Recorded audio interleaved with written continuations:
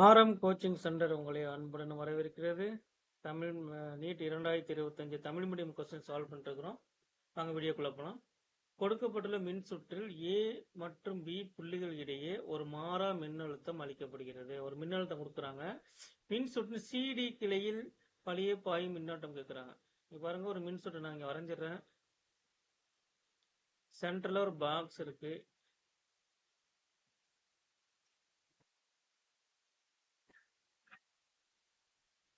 இந்த பாக்ஸுக்கு மாறா மின்னழுத்தம் கொடுக்குறோம். இந்த மின் சுற்றுக்கு என்ன பண்றோம்? மாறா மின்னழுத்தம் கொடுக்குறோம். எவ்வளவு மின்னழுத்தம் கொடுக்குறீங்களோ அவ்வளவு மின்னழுத்தத்துக்கு மின் சுற்று பயன்படுத்தும். ஆற்றல் மாறா கொள்கை மின்னோட்டத்துக்கு இருக்கு, மின் அழுத்தத்துக்கு இருக்கு. கிர்ச்சாஃப் மின்னோட்ட விதி, கிர்ச்சாஃப் மின் அழுத்த விதி. ஓகேவா? இங்க வந்து இங்க ஒரு நடுவில் ஒரு ஜங்ஷன் இருக்கா, கிளை பிரியுது. சி அது டின்னு சொல்றாங்க. ஏ அண்ட் பி, சரிங்களா? ஸோ இந்த சந்திப்புல கரண்ட் உங்களுக்கு பிரியணும். மேல ஒரு கரண்ட் வரும், கீழே ஒரு கரண்ட் வரும். இங்க ஒரு மின்தடை இருக்கு 1 ஓம். இங்க மின்தடை 3 ஓம். இங்க 2 ஓம், 4 ஓம். ஓகே.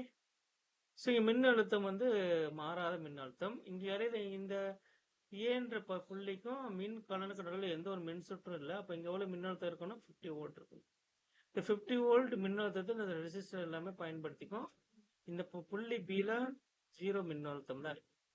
எனக்கு தேவை சிடியில எவ்வளவு கரண்ட் போகுதுன்னு தேவை, மின்னோட்டம் தேவை. இங்க கரண்ட் இங்க பிரியுது இல்லையா? இங்க கரண்ட் பிரியுது, அதே மாதிரி இங்க பிரியுது. இந்த சந்திப்புல கரண்ட் கீழே கொஞ்சம் வரும், ரைட் சைட்ல கொஞ்சம் போகும். இப்படியே வந்து இந்த சந்திப்புல எல்லா கரண்ட்டும் ஒன்று சேர்க்கும். ஏன்னா இங்க சந்திப்பு இருக்கு, புள்ளி சில சந்திப்பு இருக்கு.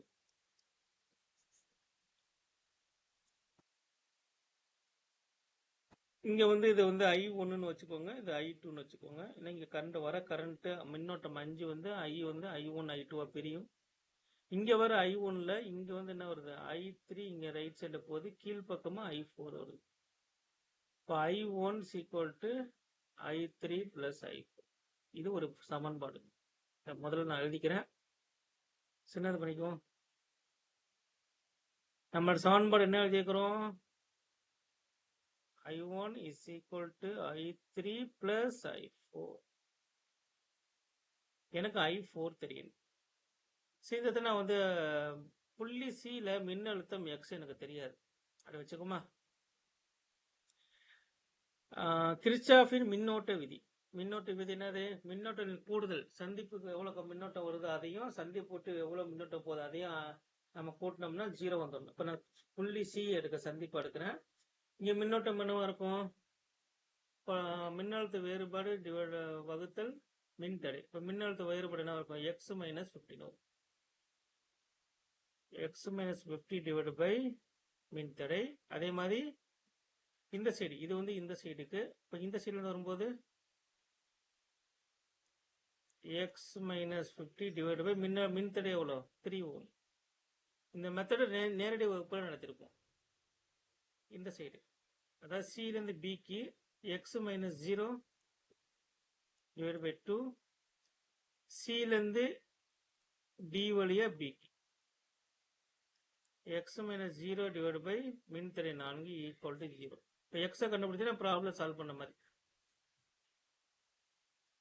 எப்படி சால்வ் பண்ணா பாருங்க. X minus 50, X by 3 minus 50 by 3, X by 2, X by 4 is equal to 0. X ல ஒரு பக்கமா வச்சுக்கோங்க. X காமன் எடுப்போம். 1 plus 1 by 3, 1 by 2, 1 by 4. மீத மெத்தட வலது பக்கம் அமைச்சு விட்டுருங்க. 50 plus 50 by, எது ஈஸி ஐடியா? எல்சிஎம் எடுங்க.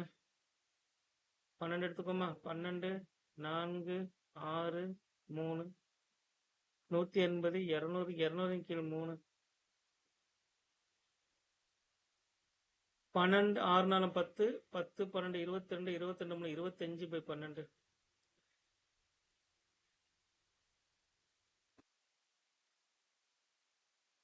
X என்ன வரும்? 200 கீழ் 3 இன்ட்டு 12/25 8 இது ஒரு 4 3 12 4 8 32. இப்போ எக்ஸ் வந்து 32 வோல்ட்.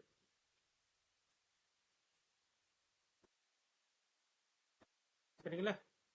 இப்போ எனக்கு வந்து மின்னோட்டம் I1 நான் கண்டுபிடிக்கிறேன். I = என்னது? V/R. என்னது? x - 50. 50 - 32. R எவ்வளோ? 1. எவ்வளோ வருது? 18 ஆம்பியர் வருது. I1 18 ampere. அதே மாதிரி நான் என்ன பண்ணலாம்? இங்கே பாயிற மின்னோட்டம் வந்து I3 நல்லா கண்டுபிடிக்க முடியும். இது வந்து I1 I3 = V/R. எங்கன்னா ஃபார்முலா? x - 0/R வந்து 2. x எவ்வளோ? x is 32/2. 16 ampere. I1 I3 கண்டுபிடிச்சிட்டேன். I4க்கு என்ன வரும்? I1 = I3 plus I4. I4 is equal to I1 minus I3.